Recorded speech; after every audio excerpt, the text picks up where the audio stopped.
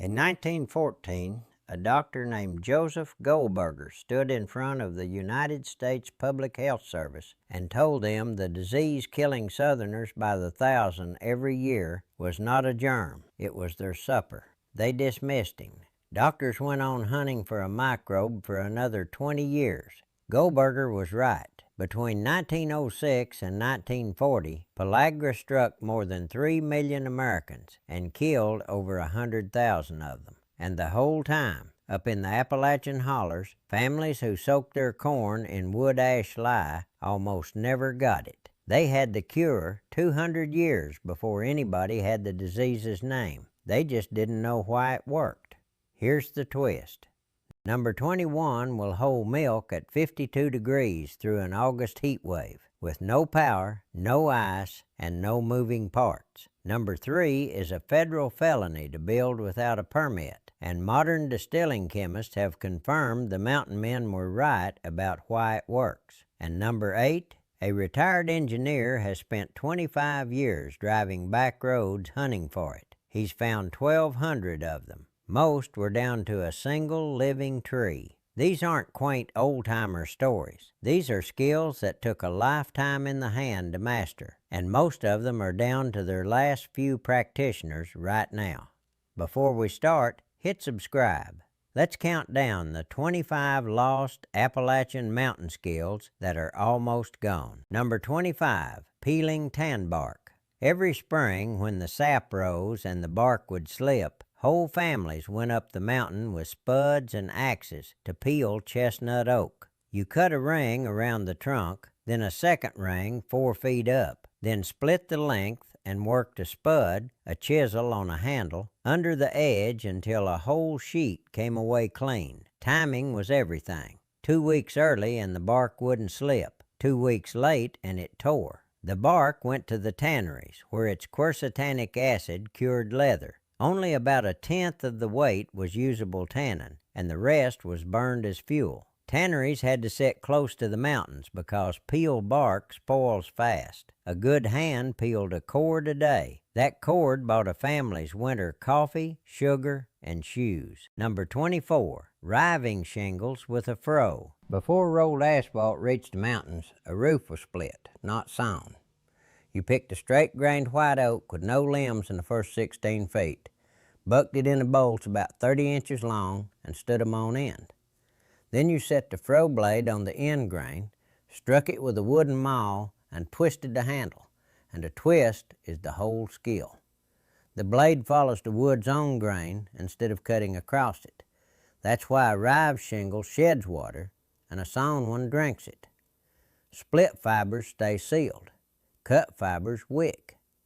A rived white oak roof went 50 years. A sawn shingle roof was rotting in 15. And the froe never touched a tree that hadn't been red first for twist, knot, and grain. Number 23, half dovetail corner notching. Anybody can stack logs. The mountain builder's signature was the corner. The half dovetail notch is cut with the top face sloped down and out, so every log in the wall sheds water away from the joint instead of into it. Water sitting in a square notch will rot a corner out in 20 years. A half dovetail wall will stand 200.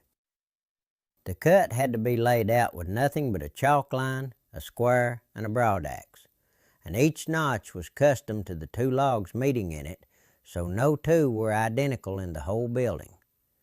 Then the gaps between logs were chinked with split wood or stone and daubed with a mix of clay, sand, and hog hair, which flexed with the seasons instead of cracking out like straight mortar. Number 22, laying a chestnut worm fence. You can still find them zigzagging through second-growth woods across Kentucky and West Virginia. 10-foot rails stacked 7 and 8 high in a crooked line. No post, no nails, no wire. The zigzag is structural. Each panel meets the next at an angle, and the whole fence holds itself up by its own weight and friction. Straighten it out, and it falls over.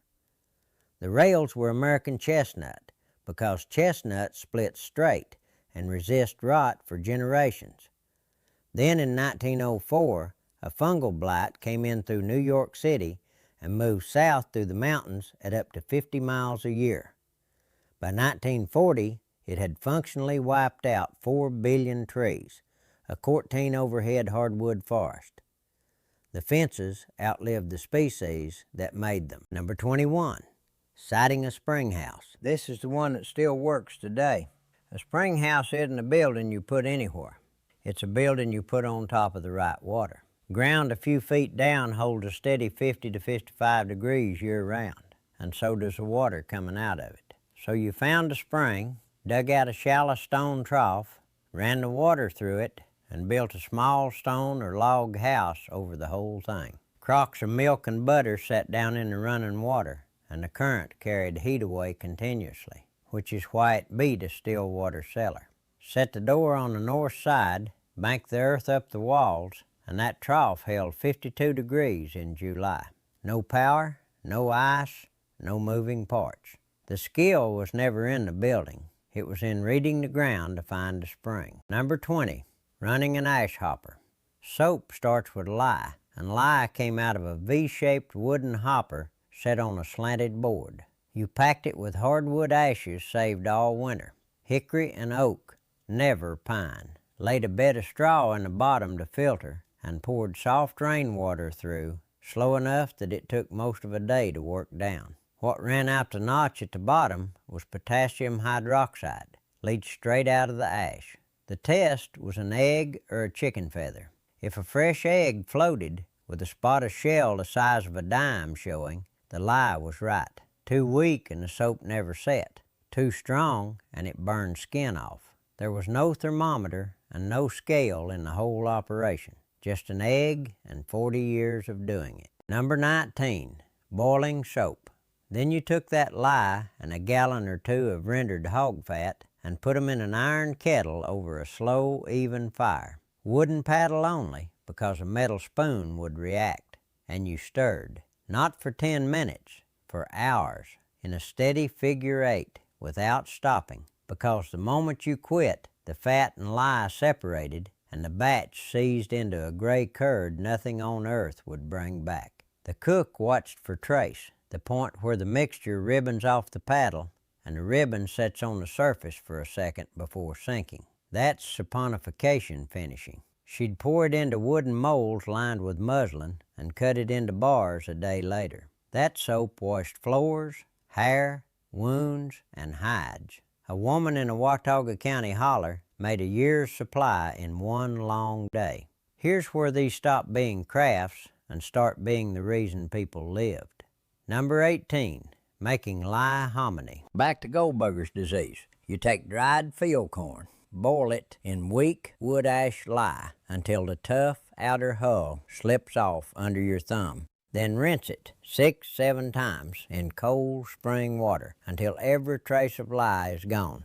The kernels swell to twice their size. Chemists call it nixtamalization, and here's what it actually does. Corn contains plenty of niacin, but it's chemically bound up in a form the human gut cannot absorb. Alkali breaks that bond and frees it. That's the entire difference between a family that ate hominy and a family that ate plain cornmeal and got pellagra. Nobody in these mountains knew the word niacin. They knew you soaked the corn in ash water because that's how it was done, and it saved them. Number 17, reading a quilt.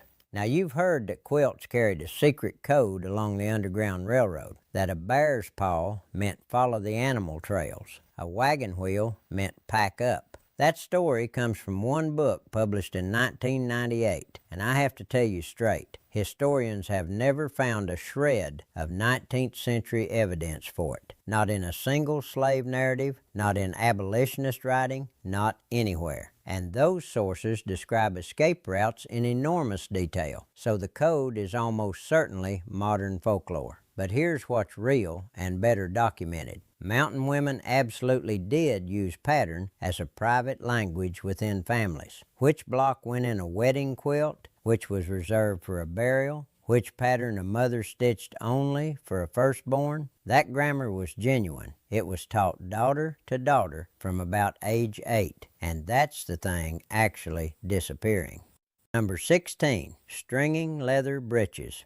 Green beans on a string hung to dry, the simplest preservation in the mountains and the easiest to ruin. You picked half runners when the pod was full, but before the bean inside got hard, then ran a needle and heavy thread through the middle of each pod, never through the seed because a punctured seed molds. You hung the strings behind the cook stove or in a dry loft with air on all sides. 4 to 6 weeks, and they rattled like paper. What you're doing is dropping the water content below the point where mold can grow. The same principle as jerky. Soak them overnight, boil them 2 or 3 hours with a piece of fat back, and you're eating July in February. The flavor doesn't taste like a fresh bean. It tastes like a dried one, and mountain people preferred it. Number 15, kraut in a stone crock. Shred cabbage fine, weigh it, and add salt at about 2.5 pounds of salt per 100 pounds of cabbage.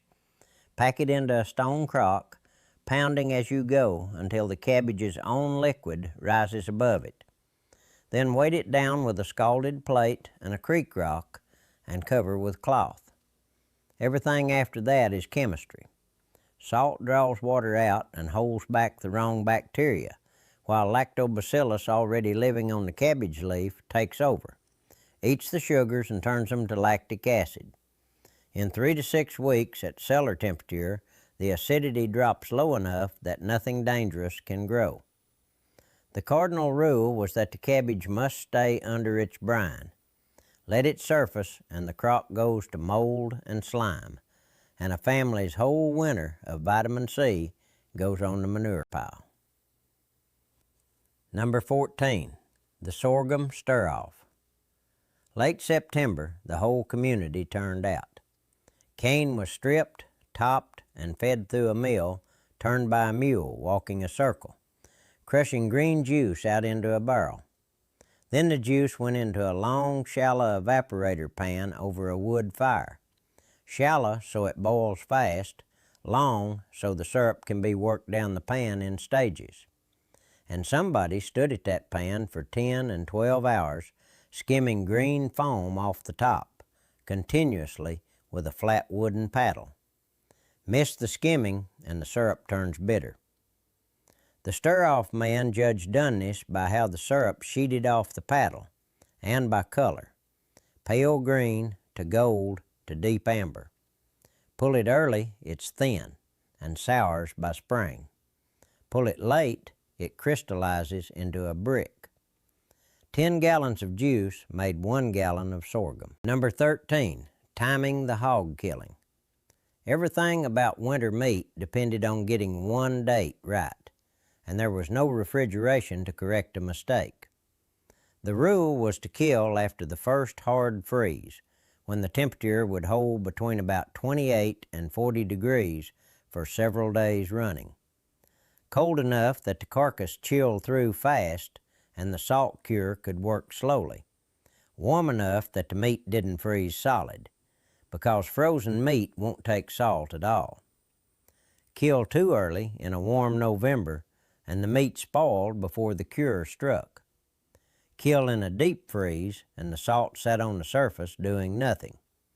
So the whole family watched the sky, the wind, and the behavior of stock for a week, and when the old man said tomorrow, everybody came. Pappy wasn't guessing. He was reading a 5-day forecast off a barn lot. Number 12, poke salad. Now controversy. Pokeweed is poisonous, genuinely, seriously poisonous. And I want to be careful here because people still end up in emergency rooms over this every spring. Every part of the plant carries toxins. Phytolactotoxin, triterpene saponins, an alkaloid called phytolactin, and histamines. The root is the worst of it. Symptoms usually start inside 6 hours. Burning in the mouth, then violent vomiting, bloody diarrhea, cramping, in bad cases seizures, and dangerously low blood pressure. And mountain families ate it every April. The traditional method: take only the first shoots under about 6 inches, while the stalk is still green and tender with no red in it. Then boil in 3 separate changes of water. Bring to a boil, Drain completely. Refill with fresh water. Repeat 3 times. The idea is that the toxins are water soluble, and each change carries more of them off. Cooked that way, poke was a spring green in these mountains, and it came at exactly the season when a family had eaten through the root cellar and hadn't seen anything fresh in 5 months. It genuinely mattered. But I'm not going to tell you it's safe, because the current medical guidance is that it isn't. Poison control centers and food safety authorities advise against eating pokeweed even after 3 boils because there's no way to know how much toxin is left. Mature leaves and any red stalk are far more dangerous. Modern verdict. Know this one as history. Don't put it on the table. Number 11. Willow bark tea. Long before anybody bought a pill, a mountain healer stripped the inner bark of a white willow in early spring when the sap was up and boiled it down into a bitter tea for fever, headache, and rheumatism. The compound in it is salicin, and the body converts salicin into salicylic acid, genuinely the ancestor of aspirin. This is not folklore, it's documented chemistry. Salicin was first isolated from willow bark by Johann Buchner in Munich in 1828 and crystallized by Henri Leroux the year after. Here's the part worth knowing. Salicylic acid on its own is hard on the stomach, and heavy use causes ulcers and bleeding. That's precisely the problem Bayer solved in 1897 by adding an acetyl group to make aspirin. The healers who dosed by the color of the tea were walking that same line by eye. From here down, every skill on this list is still worth money, and most of them are protected by law now. Number 10. Digging sang. Ginseng, sang in the hollers, grows on cool north-facing slopes under poplar and sugar maple, and a digger could spot a 4-prong plant at 40 yards in September, when the berries turned bright red against yellowing leaves. He dug with a narrow spade, working the whole root out unbroken, because a snapped root loses most of its value, and he replanted the berries in the hole. That rule is older than the state of Kentucky, and it's now actual law. In North Carolina, you may only harvest September 1st through December 31st, and you must plant the seeds at the site. On the Monongahela National Forest, a permit runs $20 for up to 95 plants. Dried wild root brings $200 to $300 a pound, sometimes north of $500, which is exactly why poachers are stripping hillsides bare. Number 9. Cutting ramps. Ramps come up for about 3 weeks in April on damp hardwood slopes, and the old way of taking them was deliberately restrained. You cut one leaf and left the other, or you thinned a patch by no more than a third and moved on. Never the bulb. A ramp takes 5 to 7 years to reach harvest size from seed, so a patch stripped to the root doesn't come back in your lifetime. It comes back in your grandchildren's, if ever. Families kept the location of their patches secret and passed them down like deeded property. Then restaurants discovered them. Commercial diggers now pull whole bulbs by the sackful, and patches that fed one family for a century are getting cleaned out in a single afternoon. The skill was never finding ramps. It was taking them in a way that left a patch behind you. Number 8. Grafting an old apple. A mountain family didn't have one apple tree. They had 9 or 10. A June apple for early eating, a keeper that held in the cellar till March, a cider apple, a drying apple, a sauce apple. All of them grafted, because an apple grown from seed doesn't come true to its parent. So every variety in these mountains exists only because somebody cut a dormant sign in winter and joined it to rootstock, matching the green cambium layer of both pieces exactly. Miss that alignment by 1/16 of an inch and nothing takes. That's how a single tree became a lineage. Tom Brown, a retired chemical engineer in Clemens, North Carolina, has spent since 1998 driving back roads looking for the survivors. He's rediscovered around 1,200 lost varieties. Many were down to one aging tree in an abandoned yard. Number 7, digging yarbs. Beyond ginseng, there was a whole second economy in the mountains. Yarb digging. Golden seal, bloodroot, mayapple, black cohosh, pinkroot, dug, dried, and sold by the pound to country stores that shipped them to pharmaceutical houses in Cincinnati and Philadelphia. The digger had to know each plant at 3 stages, know which part held a value, root, rhizome, or bark, and know the season, because the same plant dug in the wrong month was worth a fraction. Golden seal had to come out after the tops died back, when the alkaloids concentrate in the root. Bloodroot in fall. And the good diggers worked a patch on rotation, taking a portion every few years. Golden seal is now listed under international trade protection because too many people dug it without knowing that last part. Number 6, reading the persimmon seed. Every October, somebody in the family split a persimmon seed and looked at the shape inside. A spoon meant heavy, wet snow to shovel. A knife meant cutting wind. A fork meant a mild winter. And I'm going to be straight with you, because you'll see this one repeated a lot with a study attached to it. There is no study. The Missouri Department of Conservation, in the state where this gets cited most, calls it fun and says plainly it's not a reliable predictor. No controlled test has ever shown persimmon seeds beating a forecast. But here's what is real. The kernel shape is the plant embryo, and it does vary with the growing conditions that season, moisture, heat, and timing. So a seed genuinely encodes information about the summer that just happened. It just doesn't tell you anything about the winter coming. Pappy wasn't a fool. He was reading a real signal and drawing the wrong conclusion from it, which is a far more interesting story than pretending he had a secret. The last 5 take the longest to learn, and every one is down to a handful of people. Number 5, Riving white oak basket splits. An Appalachian work basket started as a young white oak, 6 to 8 inches through, cut in spring. You split the log in halves, then quarters, then eighths, always halving so the tension stays balanced and the wood runs straight instead of running out. Then you worked down to the growth rings and separated them, 1 year's growth peeling off the next as a ribbon, and pulled splits with your hands and your teeth, thinning them by feel to about the thickness of a playing card. No knife could do it. A blade cuts across fibers and the split breaks. The whole thing is done by tension and touch. A properly rived white oak basket carried 50 pounds of corn for 60 years, and every step of it happened before a single split got woven. Number 4, bottoming a chair in hickory bark. The ladder-back chair was the standard seat in these mountains, and its seat was woven hickory bark. Bark had to come off a young hickory in May when the sap ran. Any other month and it won't peel. Then it's soaked in a creek for a week or 2 to stay pliable, and got shaved to even thickness with a draw knife.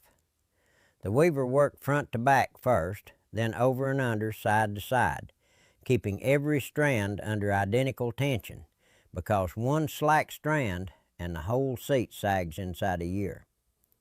6 hours of work for one seat. Done right, it holds 400 pounds and lasts 80 years without a repair. And weavers could recognize each other's work by the way a man turned the last split at the corner. That was his signature, and it's how you can still date a chair in an estate sale. Number 3, running a copper still. Second controversy, and let's be clear at the top. Distilling spirits without a federal permit is a felony, full stop. Don't. But the craft itself is real engineering, and modern science has confirmed the mountain distillers were right about the thing they insisted on most. They would not use anything but copper. Not iron, not tin, not later stainless. And distilling chemistry has since worked out exactly why. Copper acts as a catalyst that strips sulfur compounds out of the vapor as it passes, chiefly dimethyl trisulfide, a compound so foul the human nose detects it at 33 parts per trillion. Copper binds it, stainless doesn't. That's the difference between a clean spirit and one that tastes like a struck match. They knew the rest by sense alone. The 4 shots, the first ounces off the run, carry the heaviest concentration of the worst compounds, and a distiller cut them by smell and by feel, throwing away money on every single run because he knew what was in them. He knew the tails were coming by the temperature of the condenser worm under his palm. He knew the mash was ready by the sound of it working. A modern craft distillery spends $500,000 in equipment and lab time to arrive at what a man in a laurel thicket did with hammered copper, a cedar tub, and a lifetime of paying attention. Number 2, brain tanning a deer hide. There's an old saying that every animal has exactly enough brain to tan its own hide, and it's very nearly true. The hide is fleshed with a beveled bone or steel scraper. The hair slipped and then worked in a slurry of warm water and mashed brains. The lecithin and fats in brain tissue penetrate the fiber bundles and keep the collagen from bonding back together as it dries. That's the actual mechanism. But the soaking is only half of it. The hide then has to be worked constantly by hand, stretched and softened the entire time it dries. Stop for an hour and it dries stiff as a board, and you start over. Then it's smoked over a smoldering, punky wood fire. Skip the smoke and one rain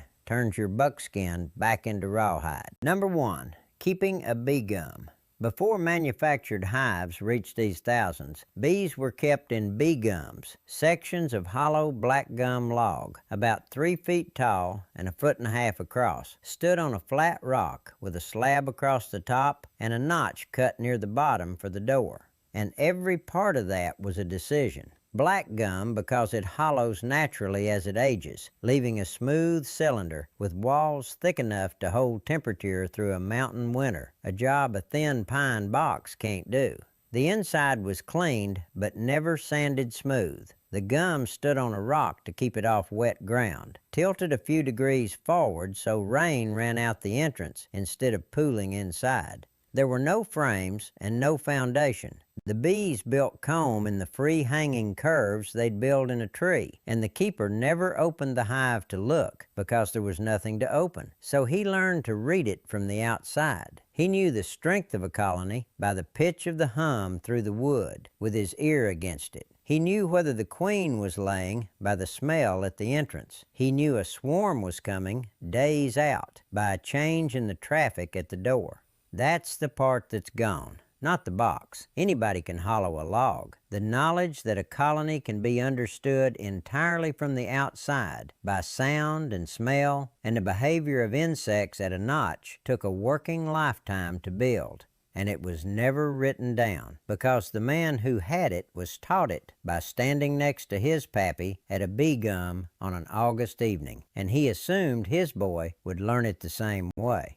Here's my challenge. Pick one, just one. Find the spring on your place and take its temperature in August. Split a persimmon seed this October and look at what the summer actually wrote in it. String a mess of beans and hang them behind the stove. Then tell me in the comments, what did your people call it and what county were they in? Tell me if anybody in your family still runs a sorghum pan, still keeps a gum, still knows the north slope where the sang comes up, because this was never mountain quaintness. It was a 300-year-old working library, held in hands and passed by standing next to somebody. And it's closing, one old man at a time.